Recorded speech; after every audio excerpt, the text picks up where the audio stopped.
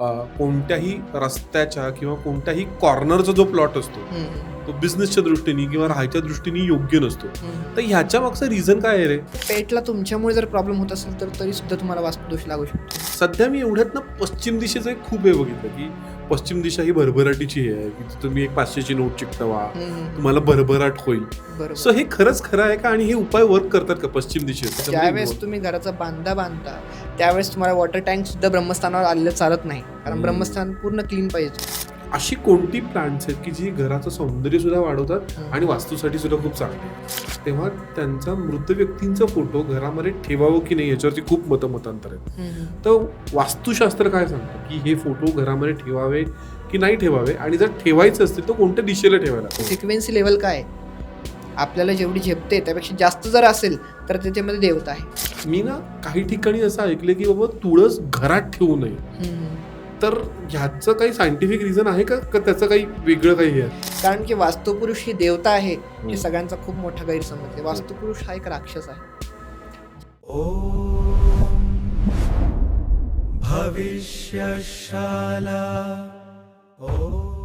नमस्कार, भविष्यशालाच्या आजच्या भागामध्ये मी अधीश तुमच्या सगळ्यांचं मनापासून स्वागत करतो. आई शपथ सांगतो, भविष्यशाला सुरू करताना ना माझा बेसिक उद्देश हा होता की आपल्या इथे हा जो एक वर्ग आहे ना, आणि खास करून एक एक सर्वसामान्य एक जे बोललं जातं की बाबा जेन झी, जेन अल्फा ही जी लोक आहेत की ह्यांचं आपली ही जी एन्शंट शास्त्र आहेत, वास्तुशास्त्र असेल, ज्योतिष असेल, अंकशास्त्र असेल, याचा कुठेतरी ना याच्यावरचा जो विश्वास आहे हा उडत चाललाय. आणि कुठेतरी या सगळ्या गोष्टींची बेसिकपासून माहिती ही सगळ्यांना होणं खूप गरजेचं आहे. पण मी म्हणतो ना, I am very fortunate enough की माझ्या पॉडकास्टवरती येणारी मंडळी इतकी छान, इतकी समृद्ध आहेत ना की ते हे सगळे समज खोडून काढतात की जसे हाताची 5 बोटं सारखी नसतात तसं जेन झी किंवा जेन अल्फामधली सगळीच मंडळी एकसारखी नसतात. आणि तशाच एका जनरेशनचं प्रतिनिधित्व करणारा सार्थक वाईकर आज आपल्याशी गप्पा मारायला आलाय. सार्थक, मी जेव्हा तुम्हाला सांगेन की माझ्यापेक्षा त्यांनीच सांगावं की त्यांनी कोणकोणत्या वेगवेगळ्या ब्रांचेसचं शिक्षण घेतलंय, मग मी तुम्हाला सांगेन की मी हे जे म्हणलं ना तुम्हाला की बाबा जशी हाताची 5 बोटं सारखी नसतात, तसं एक आपण जे एक ठपका मारून तयार होतो की बाबा जेन झी, जेन अल्फा लोकांना ह्या सगळ्या विषयांमध्ये रस नाहीये. उलट मी म्हणेन ही लोक खूप जास्त लॉजिकली आणि सायन्सचा आधार घेऊन आपली ही सगळी एन्शंट शास्त्र पुढे नेत आहेत. सो सार्थक, प्लीज सगळ्यांना सांग की तू कोणकोणत्या ब्रांचेसचं शिक्षण घेतलेलं आहे? सगळ्यात पहिलं तर सर्वांना माझा नमस्कार. नमस्कार. आणि तुम्ही खूप जास्त स्तुती केली माझी, त्यामुळे माझ्यावरतीच प्रेशर आलं मी काय काय सांगायला हवं. तर सगळ्यात पहिले मी माझी माहिती देतो. माझ्या घरामध्ये 3 पिढ्यांपासून वैदिक शिक्षणाची परंपरा आहे. अच्छा. म्हणजे माझे आजोबा यांनी यजुर्वेदाचं शिक्षण घेतलेलं, ते याज्ञिके करायचे. त्यानंतर माझे वडील यांनी वास्तू विशारद पूर्ण केलं आणि ते पण आपलं पौरोहित्य वगैरे कर्म करायचे. आम्ही आळंदीला पहिल्यापासून आहोत बऱ्याच वर्षांपासून, आणि पूर्वी आम्ही मराठवाड्यामध्ये राहायचो. बर. इथे आल्यापासून मी वैदिक शिक्षण घेतलं सगळ्यात पहिले. तर त्या ठिकाणी मला आपली जी वेद परंपरा आहे याची माहिती झाली आळंदीमध्ये. बरोबर. त्यानंतर मी त्या ठिकाणी शिक्षण घेतल्यानंतर मी काही वर्ष उज्जैनला शिकलो. आणि त्या ठिकाणानंतर मला जे शृंगेरीचं पीठ आहे शंकराचार्य यांच्याकडनं पुरस्कार भेटला की सगळ्यात कमी वयात तू शिक्षण पूर्ण केलं. म्हणजे ज्या शिक्षणाला 12 वर्ष लागतात ते शिक्षण मी फक्त 9 वर्षात पूर्ण केलं. मग माझं वय खूप कमी होतं, एक 17च वर्ष वय असेल. मग वडिलांनी सांगितलं की तुझं शिक्षणाचं वय अजून भरपूर आहे, अजून शिक्षण घ्यायला हवं. मग त्यानंतर मी वास्तुशास्त्रामध्ये विशारद केलं. वास्तुशास्त्र शिकल्यानंतर माझं वय अप्रॉक्स 19-20 असेल, तरी सुद्धा क्युरिओसिटी जी असते ती माझ्यातली संपली नव्हती की आपण जे शिकतोय हे धार्मिक शिक्षण आपल्याला माहिती आहे, परंतु सायंटिफिक नॉलेज पण असायला हवं. अगदी बरोबर. बिकॉज जी सोबतची मुलं होती ती सर्वजण समजा आपण म्हणतो त्यांच्याविषयी कसे असायचे, मार्वेल बद्दल बोलणार, DC बद्दल बोलणार, या गोष्टी ते बोलायचे आणि मला यातलं काहीच माहिती नसायची. मग मी त्यानंतर त्याबद्दलची माहिती काढली. मग मला माहिती झालं की आपलं जे मॉडर्न सायन्स आहे ते बेसिकली आपल्या वास्तुशास्त्रामधनं, आपल्या वेदविद्यांमधनंच आलेलं आहे. अगदी बरोबर. त्याच्यावरती मी थेरॉटिकली अभ्यास करायला सुरुवात केली. मग वास्तुशास्त्र कसं सुरुवात होतं, तर बेसिक सायन्स जे आहे याबद्दलची माहिती घेतली. आणि बरेच लोक यामध्ये करणारे आहेत, परंतु सायन्स सांगणारा मला वाटतं पुण्यातला मेकमेवच आहे. कुठल्याही बाबतीतलं सायन्स मी सहजपणे सांगू शकतो की तुम्ही मला सायन्स विचारा, याच्या मागचं सायन्स काय, त्यानंतर मी तुम्हाला तो भाग सांगू शकतो. नक्की. आणि तू काहीतरी अॅनिमेशन आणि ह्या सगळ्या गोष्टी. येस. माझी क्युरिओसिटी अशी होती की माझ्याकडे लोक यायची तर ते वास्तुशास्त्र सांगण्याकरता लेआउट प्लॅन घेऊन यायची, आणि 90% लेआउट प्लॅन हा चुकीचाच असतो. कारण की जो बिल्डर आहे किंवा जो बांधकाम करणारे व्यक्ती आहेत ते त्यांच्या हिशोबाने प्लॅन बनवून देतात, आणि लोकांना घर बघताना सुरुवातीला वास्तुशास्त्रज्ञ न्यायची सवय नाही. मग त्यावेळेस ते काय करायला पाहिजे ते लोकांना खूप अवघड जातं आणि माझं जे इंटरॅक्शन व्हायचं इंटेरियर डिझायनर सोबत ते काही व्यवस्थित नसायचं, कारण की त्यांची प्लॅनिंग वेगळी असते, माझी प्लॅनिंग वेगळी असायची. बरोबर. मग मी विचार केला की मी स्वतः जर शिकलो तर मी पूर्ण प्लॅनच घराचा बनवून देऊ शकतो. बरोबर. त्यामुळे मी 3D मध्ये पूर्ण ॲनिमेशन शिकलो की घराचं ॲनिमेशन मी कसं करू शकतो, अच्छा. प्लॅनिंग 3D ची कशी होऊ शकते, आतमध्ये कुठल्या प्रकारचं इंटेरियर असायला हवं, कुठले रंग वापरायला हवेत, हे सर्व मी त्यामध्ये शिक्षण घेतलं. क्या बात आहे. म्हणजे आज आपल्याला कम्प्लीट गाईड मिळणार आहे नक्की नक्की. की वास्तूचा प्लॅन करण्यापासून Yes, ते yes. इंटिरियर डेकोरेशन पर्यंत आपल्याला मॉडर्न गोष्टींमध्ये हे सगळं शास्त्र कसं इम्प्लिमेंट करता येतं. सो मला सगळ्यात पहिला प्रश्न तुला सार्थक हा विचारायचा आहे. आपण ना टप्प्याटप्प्यापासून जाऊया चालेल चालेल. की सपोज मला एक बंगला बांधायचा आहे किंवा मला एखादा माझं ऑफिस बांधायचं आहे, त्याकरता मी जमीन शोधतो आहे. ओके. आता दरवेळेला जमीन आपल्याला आपल्या हिशोबाने मिळेल असं नाही. तर मग जमीन जर आपल्याला आपल्या मर्जीनुसार नाही मिळाली की कारण आता थोडंसं माझे पण पॉडकास्ट मी केलेले आहे, त्यामुळे मला थोडंसं एक ज्ञान आत्मसात झालं की जमिनीचे पण गुण सत्व रजतम. पण मग त्या ह्याच्यानुसार जरी जमीन नाही मिळाली पण मला तिथे माझं घर किंवा फॅक्टरी करायची असेल, तर are there are ways to balance that factor? Yes, definitely.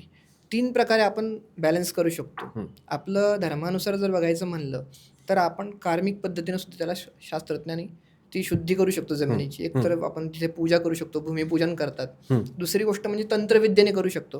त्या ठिकाणी काही वस्तू असतात, काही पिरॅमिड्स असतात, काही धातूच्या वस्तू असतात, त्या वास्तुशास्त्रानुसार आपण त्या ठिकाणी टाकून तिथली जी एनर्जी आहे ती आपण बॅलन्स करू शकतो.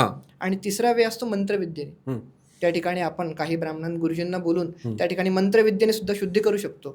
तर ते डिफरंट प्रकारे विचार करू शकतो आपण की कुठल्या प्रकारची ती जमीन आहे. जर ती खूपच जर जमीन अशुद्ध असेल तर ती जमीन आपल्याला अवॉइड करावी लागेल. एक जर ती थोडीफार ठीक करण्यासारखी असेल तर आपण नक्कीच ती जमीन शुद्ध करून देऊ शकतो. पण मग मला आता सांग रे की आता जेव्हा तू एखादा कोणता प्रोजेक्ट हातामध्ये घेतोस, तर अशा वेळेला म्हणजे ओव्हरऑल कोणत्याही माणसानी एका वास्तू एक्सपर्टला कोणत्या स्टेजेस पासून कोणत्या स्टेजपर्यंत इन्व्हॉल्व ठेवायला पाहिजे? म्हणजे जमिनीपासून पूर्ण इंटिरियर होईपर्यंत का मध्ये कुठे आपण ब्रेक देऊ शकतो? अगदी सांगायचं म्हणलं तर जमीन बघायला जाण्यापासूनच ब्राह्मणाला किंवा वास्तुशास्त्रज्ञाला घेऊन जायला पाहिजे.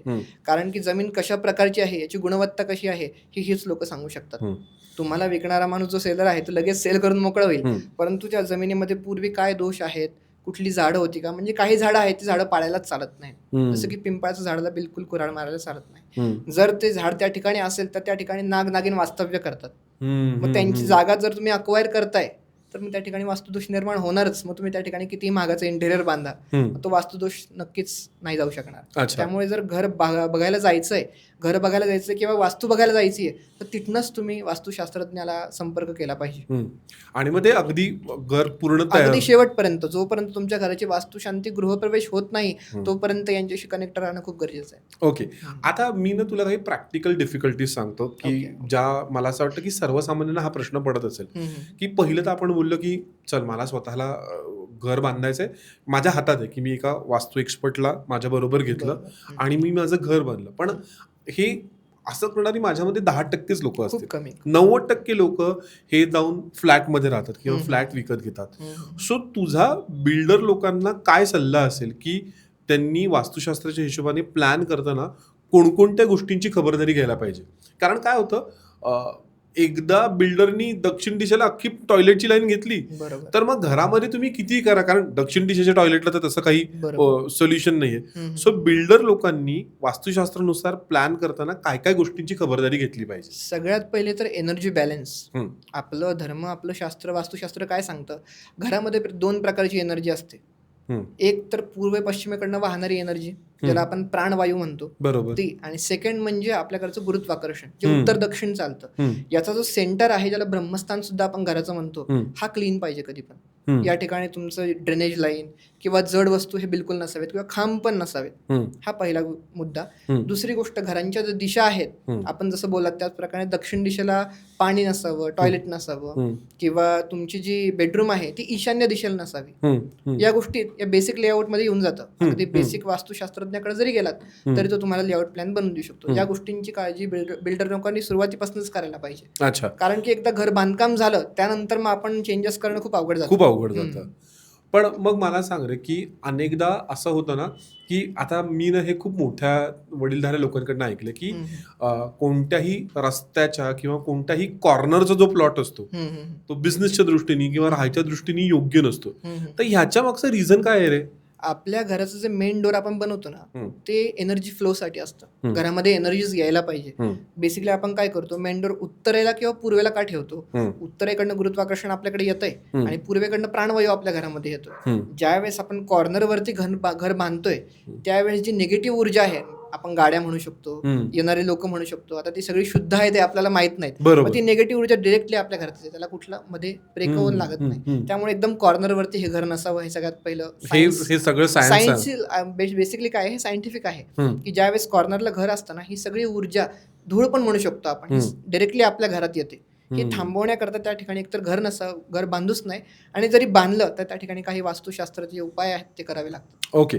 आता जो एक सर्वसामान्य लोकांना हा जो प्रश्न पडतो आजकालच्या ह्याच्यामध्ये, की घराचा एंट्रन्स कुठल्या दिशेला असावा, जसं आता तू सांगितलंस की उत्तर आणि पूर्व हे दोन चांगले हे आहेत, पण दक्षिण दिशेच्या ह्याचा एवढा कार्य बाऊ करून ठेवलाय.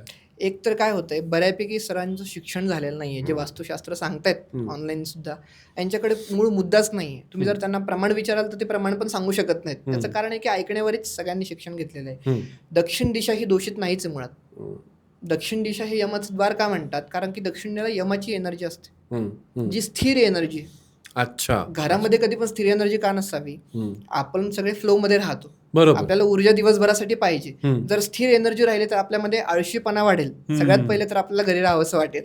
दुसरी गोष्ट, घरामध्ये आजारपण वाढेल, कारण की शांत एनर्जी असणारा व्यक्ती हा आजारी लगेच पडतो. म्हणून ही एनर्जी घरात नसावी म्हणून दक्षिण द्वार नाही म्हणतात. ओके. त्यातल्या त्यात जर दक्षिण द्वार घरामध्ये असेलच तर दक्षिणेचे दोन सांगितलेत, एक गृहक्षत आणि वितथ. म्हणजे एक आपण ज्यावेळेस वास्तू बघतो त्यावेळेस 16 दिशांचं सांगितलेली वास्तू, 8 किंवा 10 दिशांची नाहीये. तर दक्षिणेला जर आपण बघितलं त्यामधल्या 2 दिशा सांगितल्यात, गृहक्षत आणि वितथ, जे 22.5 डिग्री आहे. हे 2 दिशांपैकी तुम्ही घर बांधू शकता जर असेल तर, आणि त्याच्यावरती थोडेफार काही उपाय करावे लागतात, जेणेकरून जी स्थिर जी एनर्जी आहे या स्थिर एनर्जीला आपण फ्लो मध्ये आणू शकतो सहजपणे. आता मी ना आता अर्थात माझं सुद्धा खूप रील्स बघणं होतं, आणि आता एकदा अल्गोरिदम तुमचं ते सेट झालं की ते असं होतं. तर दरवेळेला आता उत्तर किंवा पूर्वेकडे हे शक्य नसेल. सध्या मी एवढ्यात ना पश्चिम दिशेचं एक खूप हे बघितलं, की पश्चिम दिशा ही भरभराटीची आहे, की तुम्ही एक 500ची नोट चिकटवा, तुम्हाला भरभराट होईल. सो हे खरंच खरं आहे का, आणि हे उपाय वर्क करतात का पश्चिम दिशेसाठी? तसं नाहीये, स्पेसिफिक वास्तू बघूनच आपण पश्चिम दिशा त्यांना सांगू शकतो. प्रत्येकच वास्तूला ती पश्चिम दिशा शुभकारक असेल असे नाहीये. अच्छा. तर त्या ठिकाणी आपल्याला घरामध्ये गेल्यानंतर तिथल्या एनर्जीज कशा आहेत हे बघूनच ती दिशा आपल्याला त्यांना सांगावी लागते. आणि बेसिकली पश्चिम दिशा ही व्यावसायिक लोकांसाठी उत्तम सांगितलेली आहे. अच्छा, म्हणजे जे लोक व्यवसाय करतात. येस, ज्यांचं बिझनेस आहे, व्यवसाय आहे, किंवा बिल्डर क्षेत्रामध्ये सुद्धा आहेत, बिल्डिंग क्षेत्रामध्ये, त्यांच्यासाठी सुद्धा उत्तम आहे ही दिशा. त्याकरता मुख्यतः या दिशेला काही लोक सांगतात की लक्ष्मी यंत्र लावा, किंवा एक 500ची नोट, 1000ची नोट लावा, बरोबर, सांगितले जातात. ओके. पण मला आता एक सांग रे, की आता ना हा कन्फ्युजन खूप लोकांना असतो, की घरात जाताना तुमचं तोंड दक्षिणेकडे पाहिजे का घरात जाताना तुमचं तोंड उत्तरेकडे पाहिजे, ह्याची सुद्धा बेसिक कन्फ्युजन्स आहेत. तर what is the actual outcome of all this? Actual वास्तू बघताना किंवा जमीन बघताना घराच्या एंट्रन्स वरनं नाही बघत, किंवा घरामधल्या हॉलमध्ये पण नाही बघत, ती बघताना तुमच्या ब्रह्मस्थानावरनं बघतात. तुमची जी जागा आहे, ओव्हरऑल क्षेत्रफळ आहे, त्याचं आपण जर प्लस मध्ये जर काढलं, त्याचा जो मुख्य मधला बिंदू आहे तो ब्रह्मस्थान. अच्छा. त्या ब्रह्मस्थानावरती उभं राहून आपल्याला सगळं प्लॅनिंग करावं लागतं, तर ते अचूक आहे. जर तुम्हाला कोणी दरवाजावरती उभं राहून सांगत असेल की तुमची दिशा उत्तर आहे किंवा तुमची दिशा दक्षिण आहे, ते चुकीचं आहे. हा, म्हणून तू स्टार्टिंग पासून हे जे ब्रह्मस्थानावरती एम्फसाइज करतोय, आणि परत again going back to basics, की म्हणून ते प्लॅनिंगच्या पासूनच तुम्ही सगळं त्याच्यामध्ये. ज्यावेळेस तुम्ही घराचा बांधता त्यावेळेस तुम्हाला वॉटर टँक सुद्धा ब्रह्मस्थानावर आलेलं चालत नाही, कारण ब्रह्मस्थान पूर्ण क्लीन पाहिजे तुमचं. बरोबर. त्याकरता ते प्लॅनिंग आधीपासूनच करायला हवं तुम्ही, की वॉटर टँक कुठे यायला पाहिजे. पण मग आता सिन्स तू वॉटर टँकचा विषय काढला आहेस, अशा कोणत्या दिशा आहेत की जिथे वॉटर टँक असावा, आणि अशा कोणत्या दिशा आहेत की जिथे वॉटर टँक नसावा? एक तर दक्षिण दिशेला वॉटर टँक नसावा, दुसरी गोष्ट आग्नेय दिशेला नसावा, आणि जी मुख्य आपली ईशान्य दिशा आहे, मेन सेंटर, त्या ईशान्य दिशेला एक नसावा. थोडा त्याच्या कोणामध्ये असलं तरी चालेल ईशान्येला, परंतु दक्षिण आणि आपली जी आग्नेय आहे या 2 दिशाला नाही सांगितलंय. अच्छा. पण आजकाल काय होतं माहिती का, म्हणजे मोस्ट ऑफ द ज्या बिल्डिंग मी बघितल्या त्याच्या टेरेसवरती मोठी पाण्याची टाकी असते, तर ती आता कोणत्या दिशेला येईल काय येईल माहिती नसतं. पण हे जे आजकाल आहे की पाण्याची टाकी वरती असते, यांनी वास्तूला काही दोष नाही निर्माण होत ना? वास्तुदोष निर्माण होतो. याचं कारण असं आहे की पाणी कधी डोक्यावरती नसावं. पाणी आपण नेहमी काय करतो, फ्लो मध्ये पाहण्याची सवय आहे आपल्याला. आपण बरोबर. नदीचं पूजन करतो, बरोबर, तलावाचं काय बरोबर. ते फ्लो मध्ये असतं सर्व. स्थायिक जे पाणी आहे ते आपल्याला नसावंच असं सांगितलं. परंतु आपल्याला पाण्याचा साठा करावा लागतो, त्यामुळे आपण पर्यायच नाही, त्यामुळे वरती टाकी ठेवतो. परंतु पाणी शक्यतो वरती नसावं, टाकी ही जमिनीच्या खालीच असावी. अच्छा अच्छा. वास्तुशास्त्रामध्ये प्रत्येक ज्या दिशा आहेत, ह्या दिशांचे वेगवेगळे देवता आहेत. बरोबर. तर मला सांग रे, की ह्या देवतांचं पूजन तुम्ही वन टाइम करायला पाहिजे का तुम्ही त्यांची सतत साधना करायला पाहिजे? वास्तुशांती आपण ज्यावेळेस करतो बेसिकली, तर मी स्टार्टिंगपासून सांगतोय, तर वास्तुशांतीबद्दल बऱ्याच लोकांची अशी कल्पना आहे, म्हणजे मॉडर्न लोकांमध्ये भरपूर असतो की आपण सर्वजण एकत्र राहतो. म्हणजे अगदी हिंदू धर्मीय असतील, मुस्लिम बांधव असतील, जैन बांधव असतील, हे सर्वजण एकत्र राहतात. त्यावेळेस बऱ्याच मित्रमैत्रिणींमध्ये असा विषय होतो की आमच्या घरी वास्तुशांती आहे, मग आपण हिंदू धर्म करतो, बाकीचे लोक का करत नाहीत? तर असं नाही. प्रत्येक धर्मामध्ये ही वास्तुशांती केली जाते, फक्त त्यांचे प्रकार वेगवेगळे. कोणी मुस्लिम धर्मामध्ये असेल तर ते धूर करतात घरामध्ये वास्तुशांती करण्याकरता. जैन धर्मामध्ये त्यांच्या गुरूंचं पाणी शिंपडतात. ख्रिश्चन धर्मामध्ये सुद्धा येशू ख्रिस्तांचं किंवा त्यांचे जे असतील त्यांचं पाणी शिंपडलं जातं. बरोबर. मग आपला हिंदू धर्मच का आपण असा विधी करतो? याचं कारणच असं सांगितलंय की हे ज्या क्षेत्रपाल देवता आहेत, किती दशदिक्पाल देवता, आणि या 16 दिशा, या सर्वांचं आवाहन आपण त्या ठिकाणी करतो. जर तुम्ही कुठलीही वास्तुशांत बघितली असेल तर त्या ठिकाणी वास्तुमंडल बांधलं जातं. बरोबर. त्याच्यामध्ये या सगळ्या देवतांची उपासना आपण करतो. आणि त्यावेळेस 3 प्रकारच्या घराची वास्तूची शुद्धी करतो. आपला धर्म काय म्हणतो, फक्त धुराने घर वास्तू शुद्ध होऊ शकतं का? तर नाही. मी जलाने पण करणार, मी ध्वनीने सुद्धा करणार. म्हणून आपण घरामध्ये मंत्रोच्चार करतो, शंखनाद करतो, घंटिकेचं वादन करतो. या सगळ्या प्रकारे वास्तूची शुद्धी करून या देवतांचं एकाच वेळी पूजन केलं जातं. प्रत्येक वेळी पूजन करणं आपल्यालाही शक्य नसतं आणि तेवढी उपासना आणि मंत्र उच्चार आपण करू शकत नाही. म्हणून वास्तुशांतीच्या वेळी सगळ्यांची उपासना करून त्या वास्तुपुरुषाला घरामध्ये ठेवलं जातं. अच्छा. आणि ह्या सगळ्या आता ज्या सगळ्या देवता आहेत त्याच्यामध्ये कोणती देवता तुला अशी खूप, म्हणजे जेव्हा तू शिक्षण घेत होतास तेव्हा कोणती देवता तुला इतकी इंटरेस्टिंग वाटली की अरे ह्या दिशेची देवता मला माहित नव्हती, किंवा ही देवता कोणाला माहित नाही, असं अपरिचित काही आहे का रे? नक्कीच. मला मुख्यतः वास्तुपुरुषाची जी गोष्ट आहे तीच खूप जास्त विचार करायला लावायची. कारण की वास्तुपुरुष ही देवता आहे हे सगळ्यांचा खूप मोठा गैरसमज आहे. वास्तुपुरुष हा एक राक्षस आहे. ज्यावेळेस अंधकासुराचं महादेवाचं युद्ध चाललेलं, त्यावेळेस महादेवाच्या अंगातनं घामाचे काही थेंब बाहेर पडले. ज्यावेळेस महादेव खूप जास्त क्रोधित होते त्यावेळेस ते घामाचे थेंब बाहेर पडल्यामुळे त्यातनं एक राक्षस तयार झाला. अच्छा. आणि तो राक्षस पृथ्वीवरच्या सगळ्या गोष्टींचं भक्षण करत असे. याचं कारण असं की त्याच्यामध्ये खूप जास्त तेज होतं आणि त्याला हरवणारं कोणीच नव्हतं. मग ब्रह्मदेवांनी त्या राक्षसाला आपल्या पायाने जमिनीवरती उलटा दाबला आणि त्याला पूर्ण दाबल्यामुळे तो जमिनीच्या आत गेला. आणि त्यावेळेस त्याने हात जोडून ब्रह्मदेवांना सांगितलं की माझी काहीच चूक नाहीये, माझी उत्पत्ती ब्रह्मदेवापासून झालेली आहे. देवता मला देव म्हणत नाहीत, राक्षस मला राक्षसांमध्ये पण घेत नाहीत, तर मी करावं काय? आणि असा माझा मृत्यू होणे चुकीचं आहे. तुम्हीच याच्यावरती काहीतरी उपाय मला सांगायला पाहिजे. त्यावेळेस ब्रह्मदेवांनी सांगितलं की तुला प्रत्येक घराच्या ठिकाणी ईशान्य दिशेला तुला स्थापित केलं जाईल. त्यामुळे जे ईशान्येला जातं ते वास्तूचं मुख आहे, त्या ठिकाणीच ब्रह्मदेवाने त्याला पायाने दाबलं. मग त्या वास्तुपुरुषाला घरात स्थापित केल्याचं कारण काय आहे? तो वास्तुपुरुष उलटा घरामध्ये स्थापित केलेला आहे. आपल्या घरातली जी निगेटिव्ह एनर्जी आहे, ऊर्जा आहे, ज्याला आपण क्रोध, मद, मत्सर, दंभ अगदी म्हणू शकतो, या सर्वांचं भक्षण तो वास्तुपुरुष करतो. म्हणून आपल्या घरामध्ये जी पॉझिटिव्ह एनर्जी आहे ती सतत प्रवाहित राहते. किती आय थिंक अशा पद्धतीने मला असं वाटत नाही कोणी वास्तुपुरुषाचं महत्व कोणी पटवलं असेल, विच इज व्हेरी इंटरेस्टिंग. आणि याच तोडवरती मला जायचंय परत पुढच्या एका मुद्द्याकडे, की अगेन तू म्हणशील की हा खूप सोशल मीडियाचा रेफरन्स येतोय, पण आजकाल काय होतंय माहिती का, बऱ्याचशा गोष्टींचं ज्ञान सोशल मीडियाच्या माध्यमातूनच होतंय. तर मी आजकाल वास्तूच्या अनेक रील्समध्ये किंवा अनेक पॉडकास्टमध्ये हे बघतो की तुमच्या 180 डिग्रीजवरती हे ठेवा, 150 डिग्रीजवरती ते ठेवा, नाहीतर 60 डिग्रीजवरती हे ठेवा. तर हे सगळं कसं ठरवायचं रे? एक तर तुम्हाला सुरुवातीला मी सांगितलं तसं तुमचं जे ब्रह्मस्थान आहे त्या स्थानावरूनच मेजरमेंट घेऊ शकता. वास्तुशास्त्र आपल्याला अचूकपणे जर काढायचं असेल तर ब्रह्मस्थानावरती आपण जर होकायंत्र बघितलं तर नॉर्थ सांगता येतं. त्या नॉर्थपासून जर आपण ईस्ट वेस्ट सगळी काढायची आपली घराची, एक बेसिक लेआउट प्लॅन बनवायचा पेपरवरती. मी तर तसंच करतो म्हणून सांगतोय. एक बेसिक लेआउट प्लॅन बनवायचा आणि त्यानुसारच डिग्री डिसाईड करायची की कुठल्या डिग्रीला कुठली वस्तू यायला पाहिजे, जेणेकरून जो एनर्जीचा बॅलन्स आहे तो मध्यवर्ती राहतो, सेंटरला राहतो. कोणावरती जर हेवी एनर्जी आली, बेसिकली बरेच जण काय करतात, तुमच्या ईशान्य दिशेला जड वस्तू ठेवून देतात. ईशान्य दिशा नेहमी मोकळी असावी.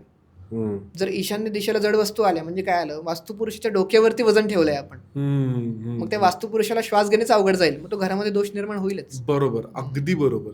सो ते तर एक डिग्रीचं झालं.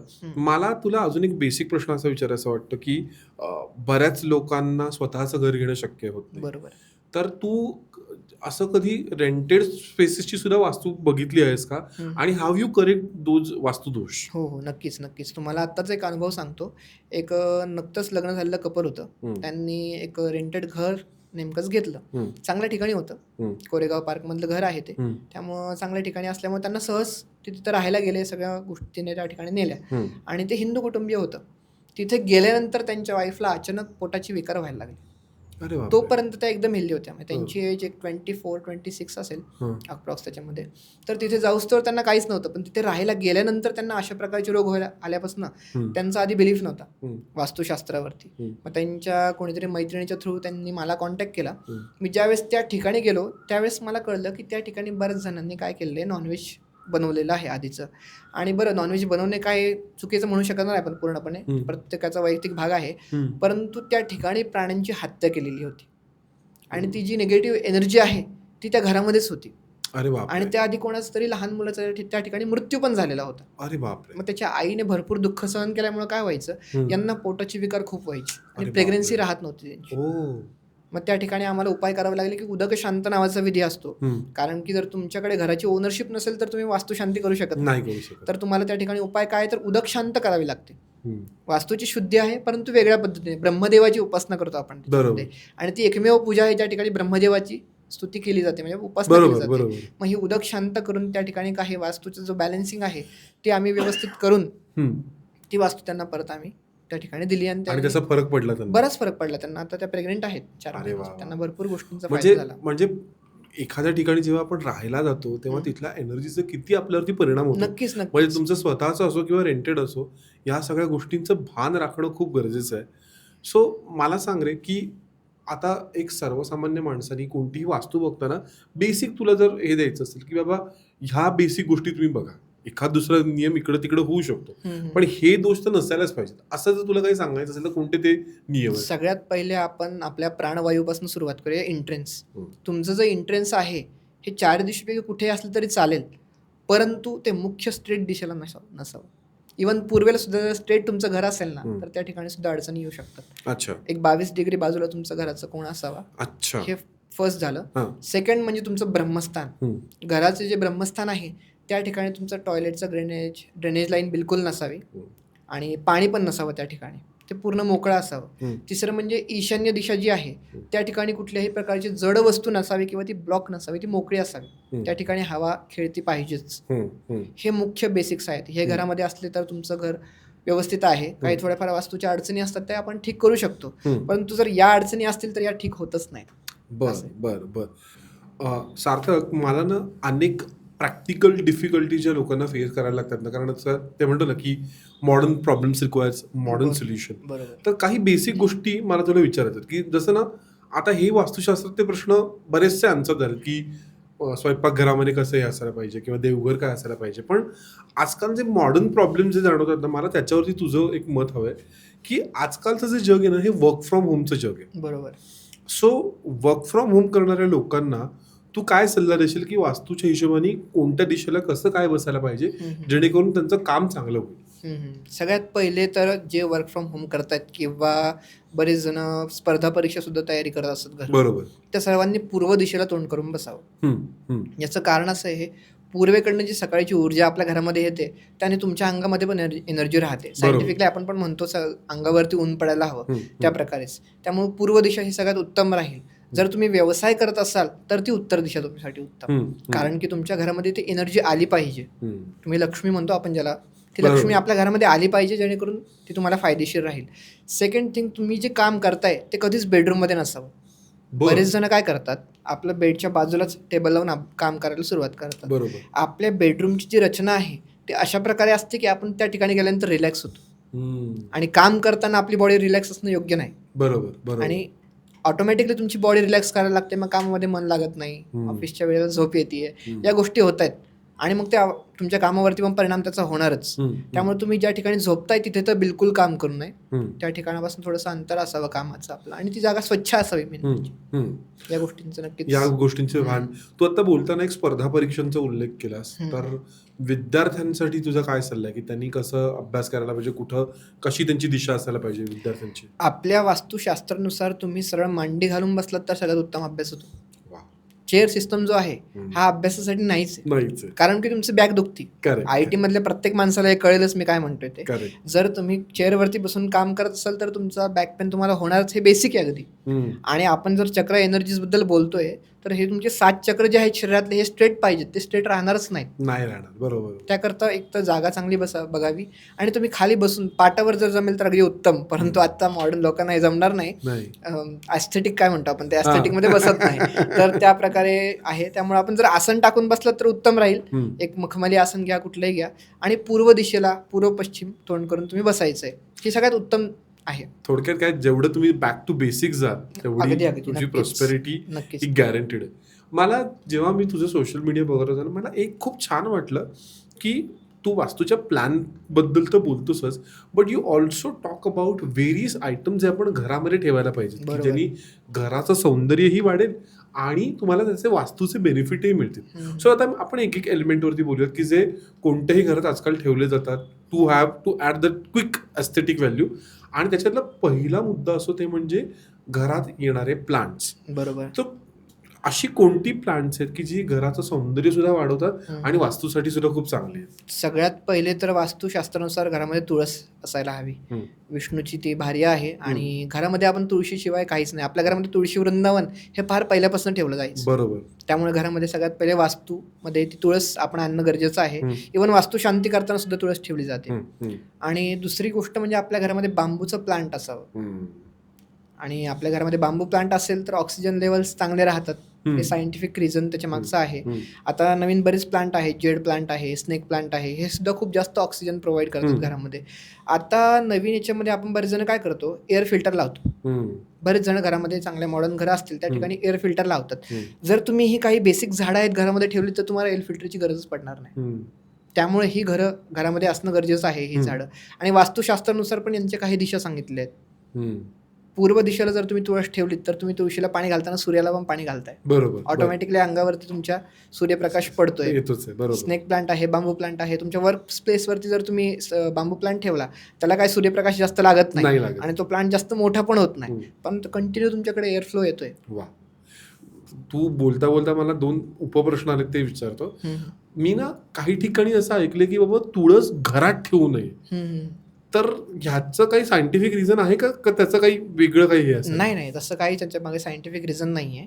घरामध्ये तुळस का ठेवत नाहीत, एकतर की आपण घरामध्ये अशुद्धपणे पण वावरतो बऱ्याच वेळा. स्नान झालेलं नसतं, काय नसतं. वास्तुशास्त्र असं सांगतं की तुळस सुद्धा देवता आहे, तिला तुम्ही स्पर्श नाही करायला पाहिजे. स्नान झाल्यानंतर तिला पाणी घाला आणि तिला स्पर्श करा. आणि तुळस तोडण्याचे पण काही विधी सांगितले. संध्याकाळच्या वेळी तुळस तोडायला चालत नाही, एकादशीला आपण तुळस तोडत नाही, रविवारी पण बरोबर, रविवार पण आपण तुळस तोडत नाही. त्यामुळे हे काही नियम आपल्याकडनं पाळणं घरात होणार नाही. अचानक आपण तिला स्पर्श करू म्हणून एक थोडंसं घराच्या बाहेर गॅलरीमध्ये ठेवू शकतो आपण, किंवा जर तुमच्या घराच्या बाहेर जागा असेल, स्पेस असेल, तर सेंटरला ठेवू शकतो. असे उपाय वास्तुशास्त्राने सांगितलेले आहेत. ओके. दुसरा एक महत्त्वाचा मुद्दा म्हणजे जसा अनेक ठिकाणी मी असं ऐकलं की घरामध्ये आर्टिफिशियल प्लांट्स ठेवू नये, तर त्याच्या मागे काय लॉजिक आहे? बेसिकली प्लास्टिक अवॉइड करावं. एक सिंपल सांगायचं म्हणलं तर आपलं मूर्तीशास्त्र जे आहे ते असं सांगतं की कुठल्याही गोष्टीमध्ये एनर्जी असायला हवी तरच ती आपण ठेवावी. निर्जीव वस्ती, इव्हन आपण मूर्ती जरी तयार केली मंदिराची तर तिची कुठली तरी धातूची असावी. पंचधातू का आपण ठेवतो, हे धातूमध्ये एनर्जी आहे. प्रत्येक धातूची एक एनर्जी असते, ती आपल्या घरामध्ये असायला हवी. प्लास्टिकमध्ये कुठलीच एनर्जी नाही आहे. तुम्ही ती बिनकामाची वस्तू घरात ठेवून फायदा, एनर्जी ब्लॉक होण्यापेक्षा ते न ठेवलेलं. नक्कीच. ओके. आता तुझ्या तोंडून एक उल्लेख आला ते म्हणजे मूर्तीशास्त्र, आणि मी तुझं एक रील पण बघितलं होतं की अशा 5 मूर्ती तुम्ही घरामध्ये ठेवाव्या की ज्यांनी सौंदर्य तर वाढेलच पण तुम्हाला वास्तूचे सुद्धा बेनिफिट मिळतील. सो अशा कोणत्या मूर्ती आहेत आणि त्या कोणत्या दिशेला ठेवायला पाहिजे? सगळ्यात पहिले तर कासव आपल्या घरात असायला हवा. कुठल्याही मंदिराच्या बाहेर जर आपण गेलो तर कासव देवाकडे तोंड करून असतो. तो कासव आपल्या घरामध्ये आपण उत्तरेला तोंड करून ठेवायला पाहिजे. ओके. एक काचेचा बाऊल किंवा तांब्याचा बाऊल मध्ये पाणी टाकायचं आणि त्यामध्ये जो कासव ठेवायचा. कासव ठेवण्याचं कारण असं सांगितलंय की असं आपलं शास्त्र म्हणतात की आपल्या 7ही ज्या रचना आहेत जगाच्या त्याच्यामध्ये सर्वात खाली कासव आहे. कासवानी हे जग धरलेलं आहे, धारण केलेलं आहे. बरोबर. आणि ते लक्ष्मीचं सुद्धा वृद्धी आपल्यामध्ये घरामध्ये करतं. त्याकरता तो कासव घरामध्ये असायला हवा. दुसरी गोष्ट, कामधेनू ठेवण्याची परंपरा आहे. घरामध्ये कामधेनू ठेवतात. काही लोक प्लास्टर ऑफ पॅरिसचं ठेवतात, काही लोक धातूचं ठेवतात. दोन्हीपैकी कुठलंही चालेल, काही प्रॉब्लेम नाही. हे कशासाठी? तर आपल्यामध्ये गायीचं पूजनाची परंपरा पहिल्यापासून आहे. आता प्रत्यक्ष गाय आपण ठेवू शकत नाही. गायीमध्ये आपण म्हणतो 33 कोटी देवता राहतात, म्हणून ती गाय आपल्या घरामध्ये असणं गरजेचं आहे, जेणेकरून संतती जी वृद्धी आहे ही होत राहते. म्हणून ती गाय आणि वासरू हे दोघंही आपल्या घरामध्ये असायला हवं. कोणत्या दिशेला? आणि ते पूर्व पश्चिम ठेवायचं. पूर्व पश्चिम. ओके. तिसरी मूर्ती आपल्या घरामध्ये आपण ठेवायला पाहिजे ती म्हणजे सूर्याची. हो. सूर्याची मूर्ती किंवा तो जो 7 घोड्यांचा फोटो आपण घरामध्ये ठेवतो तो ठेवायला पाहिजे. याचं कारण असं आहे, सूर्य हा तेजाचा कारक आहे. बरोबर. घरामध्ये जर लोक तेजस्वीच नसतील तर मग तुम्ही घरामध्ये राहून करताय काय? त्यामुळे हा सूर्य आपल्या जर समोर असेल तर तो तेजाला राहतो कारक. आपण त्याचं पूजन न करू पण त्याला नमस्कार करून तरी जाऊ घराच्या बाहेर. बरोबर. त्यामुळे आपल्या अंगामधली जी एनर्जी आहे ही कधी थांबत नाही, संपत नाही. त्यामुळे हा सूर्य घरामध्ये नक्कीच आपल्या. आणि त्याची कोणती दिशा असायला हवी? ती पूर्व दिशेला तोंड करून, पश्चिमेच्या भिंतीला पूर्वेला तोंड करून. पश्चिमेच्या भिंतीला पूर्वेकडे तोंड असलं पाहिजे. सुरुवातीला तुम्हाला सांगितलं की ब्रह्मस्थानावर उभं राहून आपल्याला दिशा बघायच्या. त्या प्रकारे पश्चिमेच्या भिंतीला लावायचं आपल्याला पूर्वेला तोंड करून, म्हणजे तो उगवता सूर्य आपल्या घरामध्ये झाला. तो सूर्य आपल्याला घरामध्ये ठेवायचा आहे. त्यानंतर आपल्या घरामध्ये असावी अशी मूर्ती म्हणजे आपल्या घरामध्ये घंटा असावी. घंटानाद सगळ्यात पहिले सांगितलंय. घंटानादम प्रकृवीत तस्मात घंटाम प्रपूजयेत. घंटानादानी घरामधली निगेटिव्ह एनर्जी सगळी बाहेर पडते. बरोबर. ती पण एक मूर्तीच आहे. ती पण आपल्या घरामध्ये असायला हवी. म्हणजे मला आठवत आहे पूर्वीच्या काळी संध्याकाळची आपण अगरबत्ती ती घंटा वाजवत आपण हे करायचो, पण आजकाल ती कॉन्सेप्टच गायब होत. बरोबर. सो ते करणं खूप गरजेचं आहे. त्यानंतर आहे घोड्यांची प्रतिमा. घोड्यांची प्रतिमा सुद्धा तुम्हाला सांगितलं तसं सूर्याचे घोडे आहेत, यांची सुद्धा काही लोक प्रतिमा आपल्या घरामध्ये ठेवतात. परंतु घोड्यांची प्रतिमा ही व्यावसायिक ठिकाणी जास्त उत्तम काम करते घरापेक्षा, कारण की ती खूप जास्त एनर्जी फ्लो मध्ये असते. जर तुम्ही कुठल्याही व्यवसायाच्या ठिकाणी ती प्रतिमा ठेवली पूर्वेकडे तोंड करून तर तुमच्या व्यवसायाची वृद्धी फार लवकर होते त्यातून. बर. मला आता ना बोलताना तू एक रेफरन्स जस्ट आठवला, तू जी कासवाचं हे मेन्शन केलंस. अनेक मी आता एखाद्या स्पेसिफिक समाजाचं नाव नाही मला घ्यायचं, पण मला अनेक अशी दुकानं मला दिसलीत की जिथे ना त्या दुकानाच्या काउंटरवरती तो असं बाउलमध्ये कासव, त्याच्यामध्ये पैसे घातलेले असतात, किंवा एक ग्लास असतो, ग्लासमध्ये निम्म पाणी भरून त्याच्यामध्ये लिंबू टाकलेलं असतं. बरोबर. तर ह्याच्यामध्ये काय लॉजिक आहे? एक तर कासव जो आहे हा रिलेट करतो लक्ष्मी आणि कुबेराशी, जे धनाची देवता आहेत. बरोबर. मग तो कासव जो आहे हा हळूहळू आपल्याकडे येतोय. हे मुख्य मूर्तीशास्त्र असं सांगतं की तो कासव. लक्ष्मी एकदम येणे खूप चुकीचं आहे. लक्ष्मीचे 2 प्रकार सांगितले, तुम्हाला अगदी बेसिक मध्ये सांगतो. लक्ष्मीचे 2 प्रकार सांगितलेत, एक महालक्ष्मी, एक अलक्ष्मी. बरोबर. जी महालक्ष्मी आहे ती कमळावरती बसून आहे, जी अलक्ष्मी आहे ती घुबडावरती बसून आहे. अलक्ष्मी सुद्धा लक्ष्मीच आहे, महालक्ष्मी सुद्धा लक्ष्मीच आहे. परंतु एकदम आलेला पैसा हा माणसाला बऱ्याच वेळा चुकीच्या मार्गाकडे नेतो. तो आपल्याकडे येऊ नये, तो कासवावरती बसून यावा, स्थिरतेने यावा, त्याकरता तो कासवाचं मुख्यतः आपण ठेवलं जातं. आणि त्या कासवाचा जो आहे तो पाण्यातला प्राणी आहे, त्यामुळे त्याला पाण्यामध्ये ठेवावं. तो कुबेराचं वाहन आहे, त्यामुळे त्या ठिकाणी रुपयांचे किंवा कॉइन्स ठेवले जातात. बरेच जण असे उपाय करतात व्यवसायामध्ये. मला एक सांग की घरामध्ये घर सजवताना ना आजकाल खूप असं हे आहे की पेंटिंग्स लावली जातात किंवा फोटोग्राफ्स लावले जातात. तर त्याच्यातले काही फोटोग्राफ्स असे थोडेसे गूढ असतात किंवा थोडेसे त्याच्यामध्ये एक दर्द असतो. तर मग अशी पेंटिंग्स घरामध्ये ठेवावी की नाही? वास्तुशास्त्राच्या अनुसार जर बघायचं म्हणलं तर नाही. अगदी शास्त्रीय कारण सांगतो. आणि जर मानसशास्त्र जरी सांगायचं म्हणलं ते सुद्धा नाही. कुठलीही निगेटिव्ह गोष्ट आपण जर सारखी पाहिली तर मनामध्ये निगेटिव्हिटी येते आपोआप. एखादी व्यक्ती असेल, एक जुनी फिल्म आली होती, मला त्याचं डरना मन आहे, जर तुम्ही बघितली असेल तर, त्याच्यामध्ये एक व्यक्ती असतो, तो हॉरर गोष्टी, भूतांच्या गोष्टी खूप ऐकतो, तो घाबरत नाही. त्याला त्याची आजी म्हणते की आज बाहेर जाऊ नका, अमावस्या आहे, काहीतरी होईल तुझ्यासोबत. आणि तो न घाबरणारा व्यक्ती सुद्धा चालत जातो. त्याच्या खिशामध्ये असलेल्या रुपयांचा कॉईनचा आवाज येत असतो. त्याने तो इतका घाबरतो की ज्यावेळेस ते कॉईन खाली पडतात तो मागे वळतो ना, हार्ट अटॅकने जागेवरती जातो. याचं कारण काय? मनामधली जी भीती आहे ती वाढत राहते. जर तुम्ही सारखंच निगेटिव्ह गोष्टींना बघताय तर तुमच्या घरामध्ये नक्कीच निगेटिव्हिटी वाढेल. त्यामुळे तुमची पेंटिंग अगदी गूढ असो किंवा निगेटिव्ह काहीतरी सांगणारी असो, ते घरामध्ये शक्यतो लावू नये. म्हणजे कितीही आर्टिस्टिक असली तरी पण त्याच्यामध्ये जर निगेटिव्ह टोन असेल डेफिनेटली तर ती नाही घेतली पाहिजे, घरात नाही ठेवती गोष्ट. याच नोटवरती ना मला पुढचा एक महत्वाचा प्रश्न विचारायचा की ज्याच्यावरती खूप प्रकारची मतमतांतर आहेत. ती म्हणजे आपली एखादी प्रिय व्यक्ती जेव्हा हे जग सोडून जाते तेव्हा त्यांचा मृत व्यक्तींचा फोटो घरामध्ये ठेवावं की नाही याच्यावरती खूप मतांतर आहेत. तर वास्तुशास्त्र काय सांगतं की हे फोटो घरामध्ये ठेवावे की नाही ठेवावे, आणि जर ठेवायचे असतील तर कोणत्या दिशेला ठेवायला पाहिजे? वास्तुशास्त्रानुसार तर कुठलीच निगेटिव्ह गोष्ट आपल्या घरामध्ये ठेवायला चालत नाही. मग ती पितरांचा फोटो सुद्धा त्यामध्येच येतो, कारण की आपण एक गेलेल्या व्यक्तीची सारखी आठवण काढणार आणि मग मनामध्ये दुःख तयार होतं, त्यामुळे तर ठेवायला चालत नाहीच. परंतु आपली इच्छा आहे की घरामध्ये फोटो ठेवायचाच आहे आपल्याला, तर तो आपण काय करावा, दक्षिण दिशेच्या भिंतीला ठेवावा. तिथे स्थिर ऊर्जा असते, तुम्हाला सुरुवातीला मी सांगितलं तसं. त्या स्थिर ऊर्जा त्या ठिकाणी तो फोटो ठेवायला चालतो. कुठेही ज्या ठिकाणी आपली ऊर्जा प्रवाहित आहे त्या ठिकाणी हा फोटो लावू नये, कारण की ती ऊर्जा आपण थांबवतोय. बाकी मग आपण तुम्ही दक्षिण दिशेला फोटो लावा, त्याची पूजन करा, बाकी काही प्रॉब्लेम त्याच्यामध्ये नाही. वास्तूमध्ये एक अजून एक महत्वाचा फॅक्टर असतो, ते म्हणजे घरामध्ये असलेली पेट्स मंडळी. येस. ती मांजर असेल, कुत्रा असेल, एखादा पक्षी असेल, तर ह्यांचं जिथं स्थान आहे ह्याच्यात सुद्धा वास्तूवरती इम्पॅक्ट होतो का रे? नक्कीच. आपल्या वास्तूवरती मी तुम्हाला सांगितलं तसं 16 दिशा आहेत. त्या प्रकारचे नवग्रहांचं सुद्धा आपल्या वास्तूमध्ये प्रत्येक ठिकाणी काही ना काहीतरी त्यांचा फल आपल्याला असतो. त्या प्रकारे जर तुम्ही घरामध्ये मांजर ठेवलीत तर राहू हा ग्रह खूप चांगला होतो. बऱ्याच जणांना माहिती नाही, लोक म्हणतात घरामध्ये मांजर ठेवू नये, परंतु मांजर जर घरामध्ये असेल तर राहूची ऊर्जा जी आहे ती घरामध्ये भरपूर राहते. परंतु त्या मांजरीची स्वच्छता झाली पाहिजे. तिची विष्ठा आपल्या घरामध्ये पडायला नको.